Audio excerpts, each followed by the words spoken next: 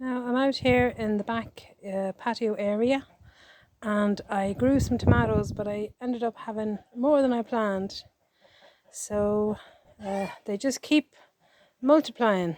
Now I have some in the tunnel already, and there's some runner beans there coming up. And basically I didn't know what to do with them, so I decided to stick them into these black buckets. Now I drilled holes in the bottom of these, so they're doing fine. The strawberries are doing great, the blueberries, and I've been taking some blueberry cuttings as well to try and get them to multiply, and that's what I'm at the minute with these. So I'm hoping that these will fruit, and if they're even green by the time I need to kind of bring them inside, I'll let them ripen inside. The calendula is lovely. Anytime that makes a seed head, I'm putting it at different places around the garden to try and let it multiply. So the ice plant is coming on nicely, and my onions that I planted there are growing. Beetroot is doing well. I transplanted the walking onions into a bigger bed, so they seem to be doing quite okay. The sage is growing well. I took some cuttings of that, and it is rooted and is growing well. There's 2 more tomatoes there. They're just never ending, these tomatoes. So up in the tunnel I have more tomatoes. So some of those are turning red now. I've been eating them for a while. I'll just close this for the dogs. Now I put these in here. These are 2 sweet potato slips. So I'll see how they do.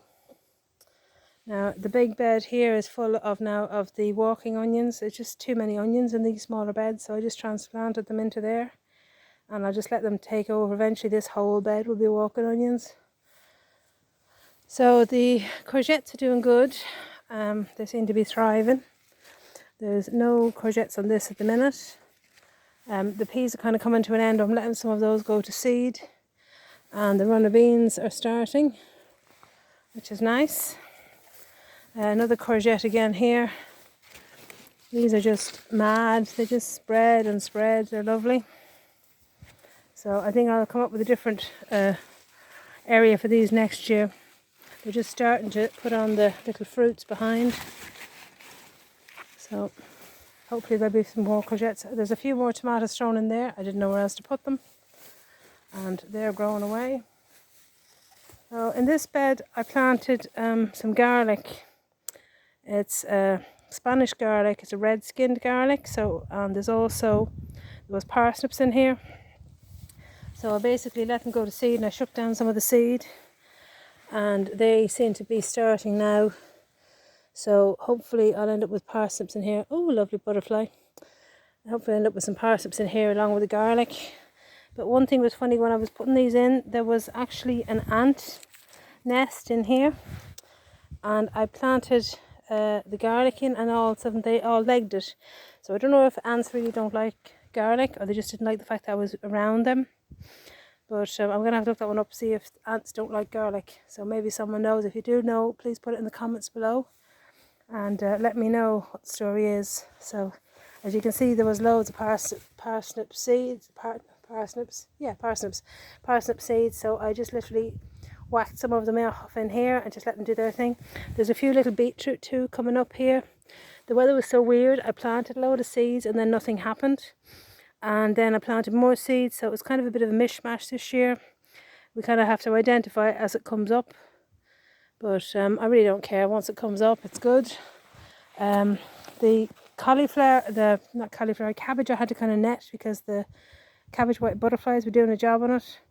So I'm going to have to come up with some better solution for next year. Maybe make up a frame, put netting on it that I can just get into it, but then the butterflies can't.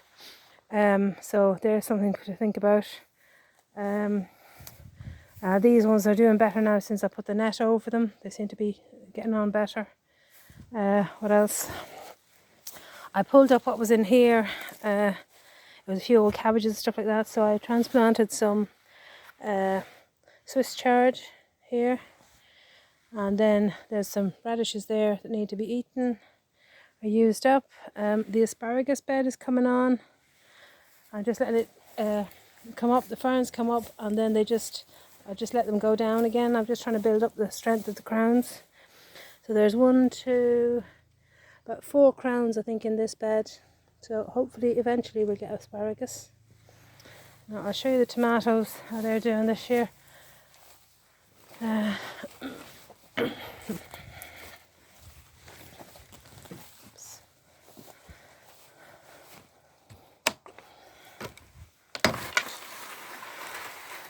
the tomatoes are doing fine. They're coming on. There's more tomatoes there again. More. More here. So I'm planning on, when I take these out, there's a lettuce, there's a curly lettuce and let it go to seed. So I have the seed to save. They're just starting to go red, so I've been eating these for a while now. They're really nice tomatoes. The variety is Alyssa Craig. So it's a native, like an old-fashioned variety. So I'm actually saving some of them for seed. So I'll be able to grow my own seed from these. But they really are doing well. Quite happy with them. Now I also planted from seed some plum tomatoes and some cherry tomatoes. Now these ones here are the plum tomatoes. So I'm looking forward to trying them, see what they're like. There's another plum again. You can see the shape of the tomato, it's kind of more elongated. So I'm being intrigued to find out what they like. Now I did plant some ginger. I basically bought ginger in the shop and I decided to see could I grow it. So I started these a little bit before some of the other ones. So these ones are growing away. So I'm going to leave this here in this bed as a ginger bed. And eventually I'll get some turmeric. I just can't seem to find turmeric anywhere. So if anyone knows where there is any turmeric for sale, I've tried the shops. I've tried the supermarkets, I've tried the vegetable shops. Nobody seems to have turmeric at the minute. So I'm looking to try and get the roots to start it growing, and then I'll have some continuing on. There's more ginger there. You can see it coming up there, and there, and there. The bee borage is doing really well. I just let the borage just flower wherever it wants. The bees love it and it pollinates in here. So basically when there's too much I just dig it up and put it into pots and give it away to friends. So another lovely borage there again. Now the spuds I am digging up as I need them, and then I will be transferring all the spuds out of here and basically putting them in somewhere else, into big tubs or grow bags or something, because the space in here is too valuable and I want to basically put in tomatoes and peppers. So I dug up this bit here the other day and I pulled up the potatoes. So as I get this cleared, then some of the other tomato plants I've still got around the front of the house in trays I will transplant into here. Now I put up strings in here. It's actually old-fashioned washing line. It was an old washing line I had. I replaced it with a new. So I basically tied them in here and ran it the length of the tunnel. And I did the same in the centre. So basically it gives me a way to tie in tomatoes to wherever. So I can utilise the space better, because usually it was just a middle row you could do, or maybe a crossbar. So it's more effective. So I'll have to come up with a better way of watering up here as well. So maybe thinking of a drip irrigation system or something. But as you can see, it's very, very dry. So I just want to see, I just see spuds there. Just see, dig up here and see what's going on. But I planted a load of different varieties of spuds in this. So some were white, some were like pink. I think it's Kerr's Pink was the variety. But you can see there's little spuds. There's only very small ones, those ones, but there was much bigger ones as well. Let's see, it's hard to do it one-handed. Let's see, pull up some of these. Oh yeah, there's spuds there. So I'll just leave them on top here just to dry out. And the spuds. Oops.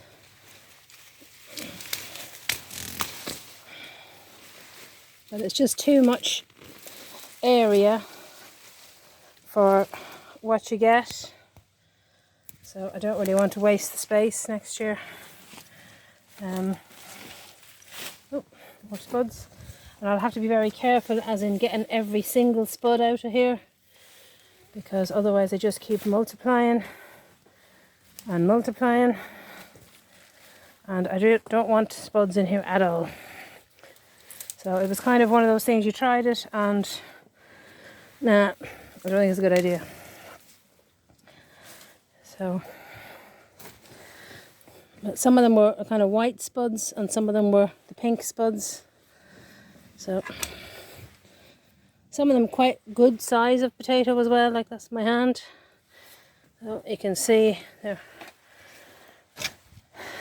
quite good, but I think they'd actually do better outside because it rains a lot in Ireland, so you end up not having to water as much. Excuse me. So that's what I think I'll be doing with this. Later on I'll be taking these out of it and using the space better.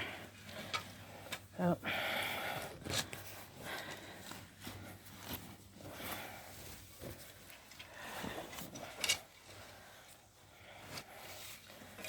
white ones, grand for salad.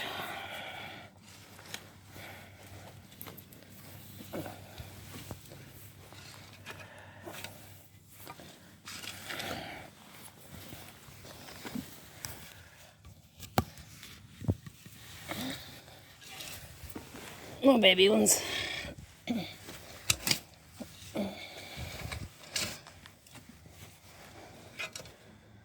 So, no, was it a success or failure? I'd say failure. But, we don't know these things till we try. But now I know I'm not going to do that again.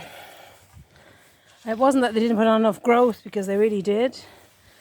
But then they kind of overshadowed the walkway, etc. So it's just not worth it. And there was a lot of manure dug into this. It wasn't that they didn't have enough feed or anything. I think it was just it was particularly dry, and it was hard to get up to water all the time. But as you can see, it's just really not worth it, the amount you get. So